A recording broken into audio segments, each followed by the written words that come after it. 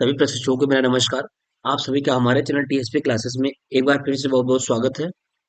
तो दोस्तों, आज हम इस वीडियो में बात करेंगे रेखीय समीकरण के बारे में बात करेंगे, जो कि पिछली क्लास में समीकरण और गुणनखंड हम करा दिए गए हैं, मीन्स कराया जा चुका है। तो आप पिछले वीडियो को देख लीजिए और इस वीडियो में केवल और केवल रेखीय समीकरण से प्रश्न होगा, क्योंकि यहाँ से भी प्रश्न पूछा जाता है। एक से दो प्रश्न अवश्य रहता है यहाँ से। या तो भिन्न का सवाल पूछ लेता है, भिन्न से संबंधित रहता है, या तो फिर उम्र से संबंधित प्रश्न पूछा जाता है। आप सीरीज वगैरह को उठा करके देख लीजिए, यहाँ से प्रश्न अवश्य पूछा जाता है। और जो प्रश्न वही कराया जाएगा जो प्रीवियस ईयर में पूछा गया है प्रश्न।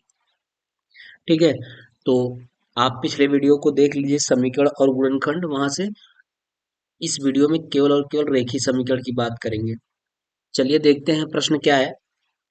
पहला प्रश्न ये कह रहा है, पिता की उम्र उसके पुत्र की उम्र की 4 गुनी है। ऐसे सवालों को एक नहीं दो बार पढ़कर अच्छे से समझने की प्रयास करेंगे, तभी ये सवाल हो पाएगा। कह रहा है, पिता की जो उम्र है उसके पुत्र की उम्र की 4 गुनी है।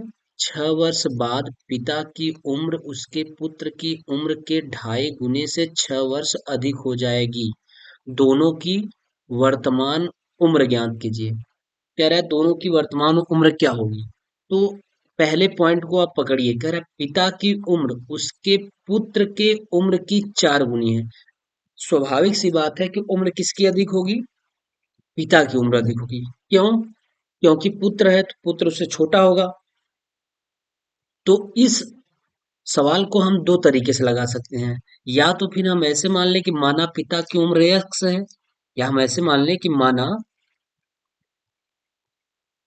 पिता की उम्र x मान लें और पुत्र की क्या मान लें? पुत्र की y मान लें। ऐसे लगाएंगे। अगर आप ऐसे सवालों को लगाएंगे तो सवाल थोड़ा सा बड़ा हो जाएगा। सॉरी, ऐसे प्रश्न को लगाएंगे तो प्रश्न थोड़ा सा लेंदी जाएगा, बड़ा जाएगा। हम देखिए सवाल को कैसे लगाते हैं, एक रेखीय समीकरण मान करके लगाते हैं। जैसे केवल हम एक चीजों को मानेंगे। जैसे मैं आपको दिखा रहा हूँ, देखिए यहाँ पे ध्यान से देखिएगा। पिता की उम्र उसके पुत्र की उम्र की 4 गुनी है। अच्छा, 4 गुनी है कौन? 4 गुनी पिता है। तो मान ले अगर हम कि माना माना पुत्र की पुत्र की आयु बराबर क्या मान लें? यक्स मान लें। तो पिता की आयु कितनी हो जाएगी? वर्तमान आयु। वर्तमान आयु। तो पिता की वर्तमान आयु कितनी हो जाएगी? पिता की वर्तमान आयु क्या हो जाएगी? सवाल को देखिए, वहां कहा है कि पुत्र के आयु की 4 गुनी है। कौन? पिता 4 गुनी है। पिता की उम्र 4 गुनी है। तो पुत्र अगर यक्स है तो पिता कितना हो जाएगा?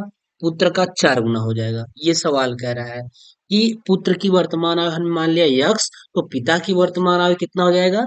4x हो जाएगा। क्योंकि सवाल ही कह रहा है कि पुत्र के वर्तमान आयु का पिता की जो आयु है वो 4 गुनी है। तो ठीक है, ये मान लिए। अब उसका प्रश्न के अनुसार क्या कह रहा है? प्रश्नानुसार क्या कह रहा है? सवाल को देखिएगा। कह रहा है 6 वर्ष बाद पिता की उम्र उसके पुत्र की उम्र की, पहले 6 वर्ष बाद बात कर लीजिए। 6 वर्ष बाद यानी 6 वर्ष आगे। तो बताइए, 6 वर्ष आगे अगर पिता की उम्र बढ़ेगी तो पुत्र का भी तो उम्र 6 वर्ष आगे बढ़ेगा। ऐसा नहीं कि पिता आगे चलता जाएगा, पिता की उम्र बढ़ती जाएगी और बच्चे की उम्र उसी पे रुकी तो रहेगी नहीं। स्वाभाविक सी बात है। तो यहाँ आप लिखेंगे 6 वर्ष बाद पुत्र का भी लिख लीजिए और 6 वर्ष बाद पिता का भी लिख लीजिए। तो 6 वर्ष बाद पुत्र की आयु, दोनों की आयु बढ़ेगी 6 वर्ष। तो यक्स जितनी थी उसमें 6 वर्ष आप जोड़ दीजिए, यक्स प्लस 6 वर्ष। ये भी क्या है? वर्ष है। ये भी क्या है? वर्ष है। ठीक है, तो यक्स प्लस 6 हो जाएगा। और 6 वर्ष बाद, 6 वर्ष बाद किसकी? पिता की। पिता की आयु बराबर कितना हो जाएगा? 4x प्लस 6 वर्ष। ये ठीक, क्योंकि 6 वर्ष बाद हम पुत्र की आयु, बच्चे की भी आयु 6 वर्ष बढ़ जाएगी। अगर आज सपोज दैट 4 वर्ष है तो 6 वर्ष बाद कितना हो जाएगा? 10 वर्ष हो जाएगा। अगर आज सपोज दैट 16 वर्ष पिता की है तो 4 वर्ष 6 वर्ष बाद और कितना हो जाएगा? 16 6 22 वर्ष हो जाएगा। तो वही चीज है कि 6 वर्ष बाद दोनों की उम्र बढ़ गई। अब उसके बाद देखिए, फिर से पढ़ लीजिए। 6 वर्ष बाद पिता की उम्र उसके पुत्र के उम्र के 2.5 गुने, कितने गुने? 2.5 गुने, 2.5 गुने से 6 वर्ष अधिक है। अब 6 वर्ष अधिक कौन है? स्वाभाविक सी बात है, अगर पिता और पुत्र है तो अधिक तो पिता ही होगा। तो आप यहाँ, अब यहाँ समीकरण बराबर करना होगा आपको। तो यहाँ ऐसे लिख लीजिएगा, यक्स प्लस 6 लिख लीजिएगा, और उसके बाद थोड़ा सा स्पेस दे करके आप पिता वाले का लिख लीजिएगा, 4x प्लस 6 लिख लीजिएगा। आप सवाल को पढ़िएगा, कह रहा है उसके पुत्र के उम्र के 2.5 गुने से। अच्छा, पुत्र के उम्र के 2.5 गुने से कौन? पिता। 2.5 गुने से 6 वर्ष अधिक है, कौन अधिक है? पिता ही तो अधिक होगा। इस पुत्र, ये पुत्र है, ये वाला कौन सा है? ये पुत्र है, और ये कौन है? ये पिता है। ठीक, ये क्या है? पिता है। तो स्वाभाविक सी बात है कि पिता ही 2.5 गुना पिता भी अधिक, 2.5 गुना पिता ही अधिक होगा, और 6 वर्ष भी अधिक होगा। यानी 2.5 गुना भी होगा पिता, और 6 वर्ष भी अधिक होगा। अगर आपको समीकरण बराबर दिखाना है तो आप जिसमें कह रहा है उसमें मत गुना करिए और उसमें मत जोड़िए, अगले वाले में जोड़ दीजिए। यानी हम इसमें 2.5 गुना करते हैं, 2/5 गुना इधर कर देते हैं, और कितना अधिक है? ये 6 वर्ष अधिक है। इसमें 6 वर्ष इसमें मत अधिक करिए, अगले वाले में अधिक कर दीजिए। अब जाके ये क्या हो गया? समीकरण अब जाके बराबर हो गया। 2.5 गुना हो गया और 6 वर्ष अधिक भी हो गया। ठीक है, अब इसी को सॉल्व कर लेंगे, बड़े आराम से आंसर आ जाएगा। तो क्या करिएगा, ये हो जाएगा, दो को गुणा करा दीजिएगा, 2x प्लस 6 दूनी के 12, और बटा कितना? 5, बराबर सॉरी प्लस कितना? 6, और बराबर कितना? 4x plus 6। तो 5 का गुणा इधर हो जाएगा, तो क्या हो जाएगा? यहाँ से देख लीजिएगा, यहाँ से तो क्या हो जाएगा?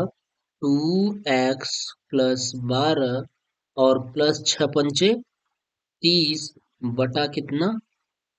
5, बराबर कितना? 4x तो क्या हो जाएगा? 2x प्लस 30 और 12 42, 42 बराबर 5 का इधर मल्टीप्लाई हो जाएगा, तो हो जाएगा 4x प्लस 6। ये हो गया। तो 2x प्लस 42 बराबर कितना? 5 चौके 20x प्लस 5 छंग 30। तो क्या हो जाएगा? 2x। अब अचर पद को एक तरफ कर लीजिए, चर पद को एक तरफ कर लीजिए। तो 42 को यहीं ऐसे रहने दीजिए, और 30 को इधर ले आइए, -30 हो जाएगा, बराबर ये 20x यहीं ऐसे रहने दीजिए, 20x और -2x, 2x को इधर लेके चले जाइए। तो कितना आ जाएगा? 42 में से 30 गया, 12, 12 बराबर कितना? 20x में से 2x गया, कितना आएगा? 18x। कितना हो गया? 18x हो गया। देखिए थोड़ा सा कहीं मिस्टेक तो नहीं हो रहा है प्लस माइनस का। ये हो गया। ठीक, एक मिनट प्रश्न देख लीजिए। 6 वर्ष, देखिए थोड़ा सा गलती हो रहा है, ये 2.5 गुना यहाँ से गलती हो गया। 2.5 गुना जो है ये 5/2 होना चाहिए, सॉरी, यहाँ से गलती हो गया। 2.5 गुना 5/2 होना चाहिए, और हमने 2/5 पर कर दिया है, इसलिए ये सारा यहाँ से गलत हो गया है। ठीक है,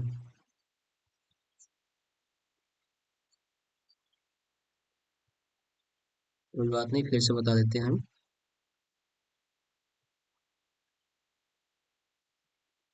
देखिए, 2.5 गुना मतलब यहाँ 5/2 होना चाहिए। अब ये 2.5 गुना होगा, 5/2 का आधा होगा। ठीक है, अब इसका गुणा करा लीजिए। जब इसका गुणा कराएंगे हम, तो क्या हो जाएगा? 5x और प्लस 6 पंचे 30, बटा क्या हो जाएगा? 2 और प्लस छ बराबर कितना हो जाएगा 4x+6। तो ये क्या हो जाएगा 5x और ये 2 का गुणा 6 हो जाएगा तो क्या हो जाएगा 5x+30 और प्लस 6 दूनी के 12 बटा कितना हो जाएगा बटा 2 हो जाएगा बराबर हो जाएगा 4x+6। ठीक है। अब क्रॉस मल्टीप्लिकेशन करा देंगे हम तो क्या हो जाएगा 5x+12 कितना 42 कितना हो गया 42 बटा कितना हो गया 2 बराबर कितना हो जाएगा 4x+6। तो क्रॉस मल्टीप्लिकेशन 2 का इधर गुणा हो जाएगा तो हो जाएगा 5x+42 बराबर 4 दूनी 8x और प्लस 6 दूनी 12।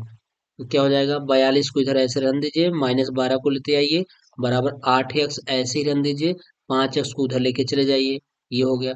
तो 42 में से 12 गया 2 में से 2 गया 0 4 में से 1 गया 3 30 8 में से 5 गया 3 3 3 दहम्मा 30। एक्स की वैल्यू कितनी आई एक्स की वैल्यू 10 वर्ष। ये एक्स की वैल्यू कितनी आ गई 10 वर्ष। ठीक है यक्स बराबर आ गया 10 वर्ष। जब यक्स बराबर 10 वर्ष आ गया तो बताइए यक्स क्या माने थे यक्स आप माने हैं पुत्र की आयु। पुत्र की आयु क्या माने हैं 10 वर्ष। तो पिता की आयु कितना यानी यक्स बराबर कितना हो गया 10 वर्ष हो गया।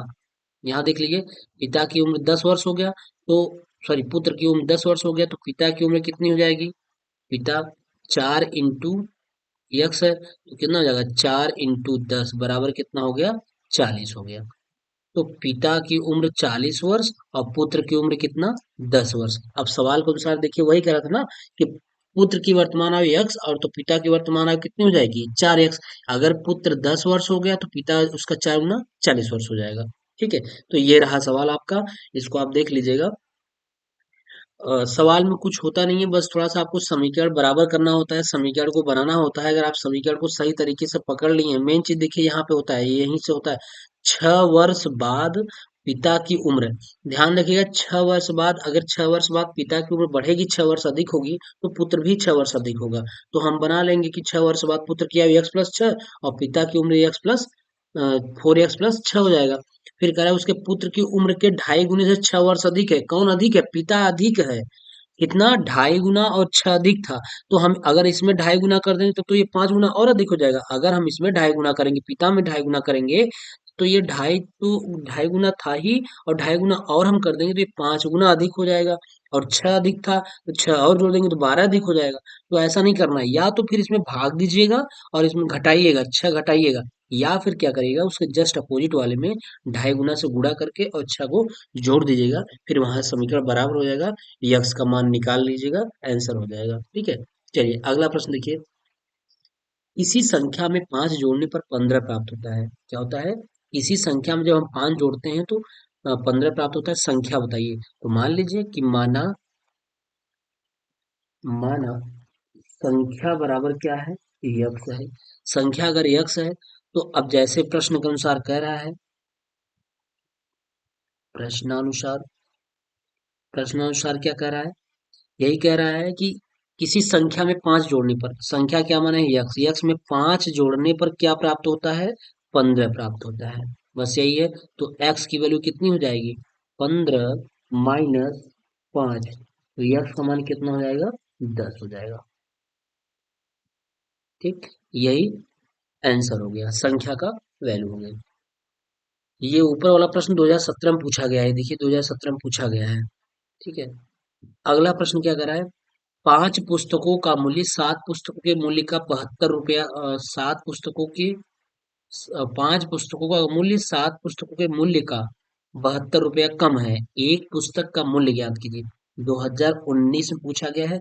ये प्रश्न बहुत ही इंपॉर्टेंट है। सेम प्रश्न यही आता है बस केवल यहाँ 72 जो है कुछ और कर देता है चेंज कर देता है बस इतना ही रहता है। यह प्रश्न बहुत ही इंपॉर्टेंट है। अभी ये प्रश्न और भी बार पूछा गया है मैं आपको दिखाता हूँ।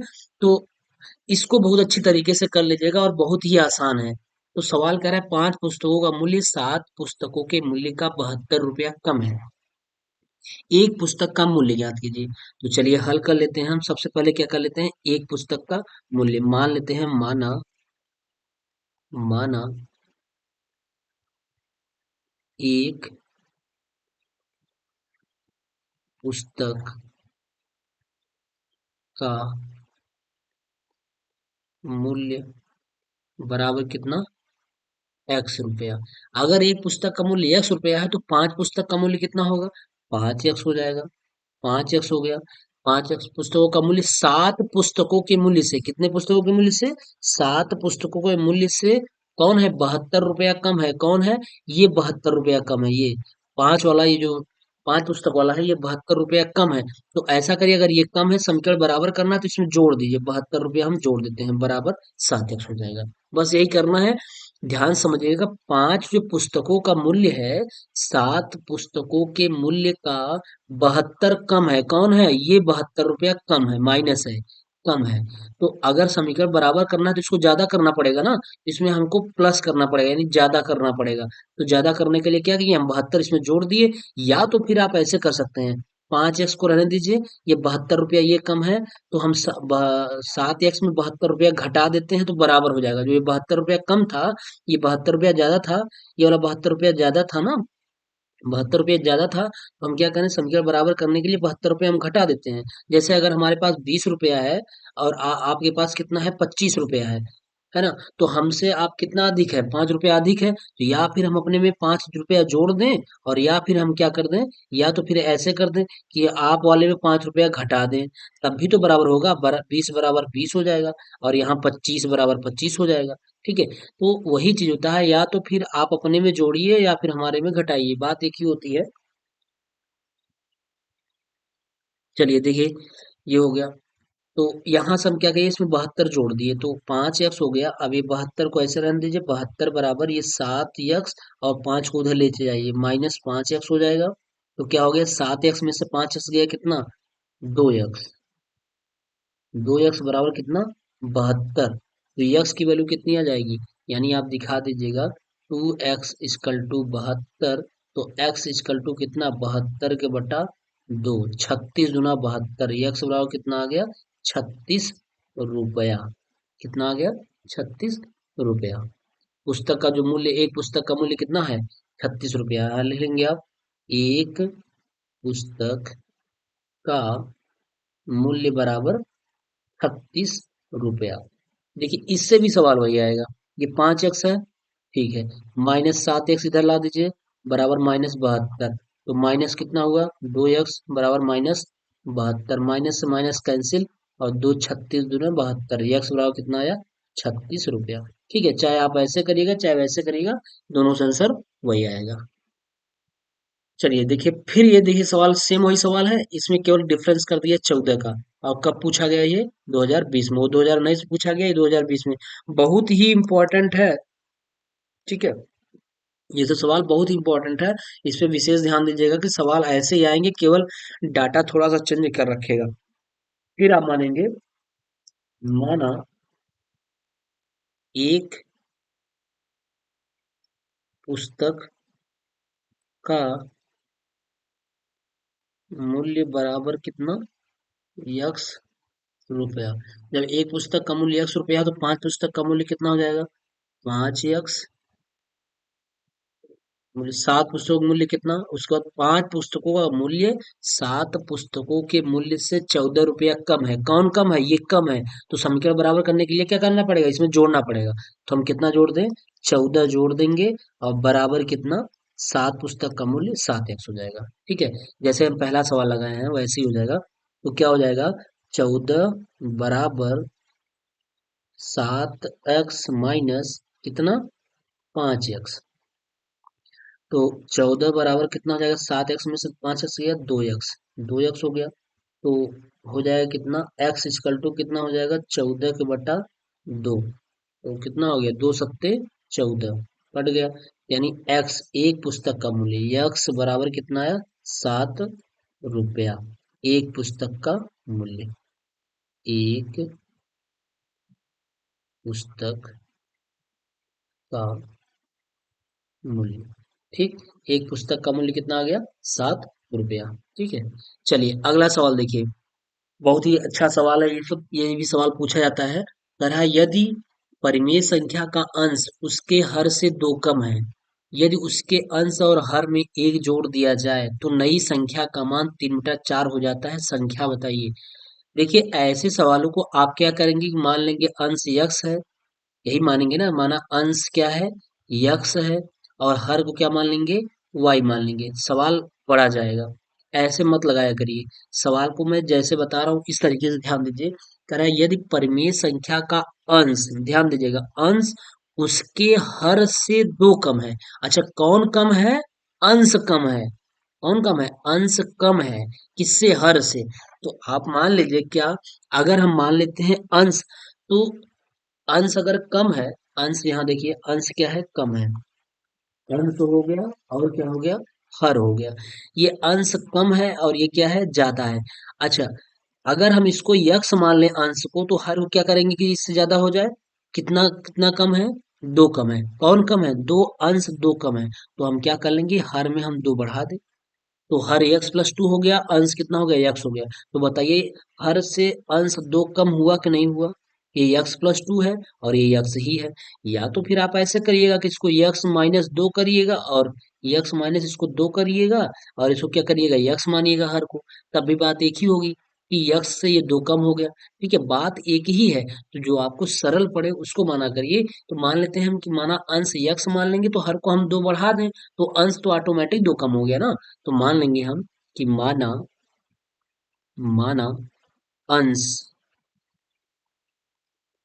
बराबर क्या है, यक्स, तो हर बराबर क्या हो जाएगा, हर बराबर क्या हो जाएगा कि यक्स प्लस टू, हर से अंश दो कम हो गया, देख लीजिए।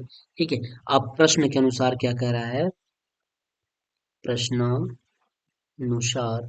प्रश्नानुसार यही कह रहा है कि यदि उसके अंश और हर में एक जोड़ दिया जाए, क्या जोड़ दिया जाए, एक, यानी अंश में भी एक जोड़ दीजिए और हर में भी जो एक जोड़ दीजिए। चलिए, अंश बटा हर, यानी एक्स के बटा क्या, एक्स प्लस दो, अंश बटा हर हो गया। इसमें भी एक जोड़ दीजिए और इसमें भी क्या कर दीजिए, एक जोड़ दीजिए।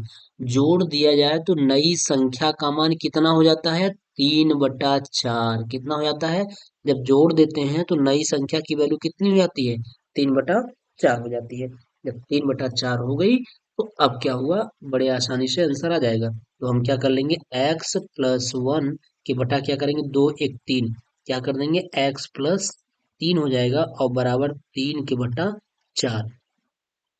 प्यार से आप क्रॉस मल्टीप्लिकेशन गुणा करा दीजिए, क्रॉस मल्टीप्लिकेशन हो जाएगा, तो चार एक्स प्लस वन होगा, और बराबर तीन एक्स प्लस थ्री हो जाएगा, गुणा करा लीजिए। चार का एक्स में कराएंगे, चार एक्स प्लस चार हो जाएगा, और बराबर तीन एक्स प्लस क्या हो जाएगा, तीन त्रिक नौ हो जाएगा। तो चार एक्स को इधर रहने दीजिए, उस तीन एक्स को लेते आइए इधर, तो माइनस हो जाएगा, माइनस थ्री एक्स, बराबर नौ को उधर रहने दीजिए, चार को इधर लेके चले जाइए, माइनस चार। तो कितना आ जाएगा, चार एक्स में से तीन एक्स गया, एक एक्स बचेगा, एक्स बराबर नौ में से चार गया कितना, पाँच। यानी एक्स की वैल्यू कितनी आई, पाँच। ये एक्स क्या माने हैं आप, अंश माने थे। तो हर क्या हो जाएगा, हर बराबर क्या हो जाएगा, हर देख लीजिए क्या माने हैं, हर एक्स प्लस टू, अंश से दो अधिक है। तो अब देखिए पांच में हम क्या कर देंगे, दो जोड़ देंगे, तो पांच दो सात, यानी भिन्न क्या हो जाएगा, भिन्न बराबर हो जाएगा, भिन्न बराबर पांच के बटा सात। देख लीजिए कि भिन्न या हर से अंश तो कम है, या फिर अंश से हर दो अधिक है। ये पांच है तो ये सात है, यही पूछ रहा था। तो संख्या बताइए, यानी क्या हो जाएगी, ये 5/7, अंश पांच और हर कितना हो जाएगा, सात हो जाएगा। ठीक, ये है। चलिए अगला देखिए, कह रहा है दो परिमेय संख्याओं का, और भी सवाल है, लास्ट सवाल है आपका। दो परिमेय संख्याओं का गुणनफल दिया है, -6/7 है। दो परिमेय संख्या होंगी, कोई भी हो सकती है, कोई यक्स होगा तो कोई वाई होगा। इसका क्या है, गुणनफल कितना है, -6/7 है, इस तरीके से होगा। ठीक है, यही देख लीजिए कि दो परिमेय संख्याओं का गुणनफल -6/7 है, यदि इनमें से एक संख्या इतना है तो दूसरी संख्या ज्ञात कीजिए। तो मान लिए कि मानते हैं कि पहली परिमेय संख्या और दूसरी परिमेय संख्या बराबर, इसका गुणनफल कितना है, -6/7 है। ठीक है, तो कह रहा है, फिर कह रहा है यदि इनमें से एक संख्या, इसमें से कोई भी एक संख्या, दोनों में से कोई एक संख्या कितनी है, -8/5 है।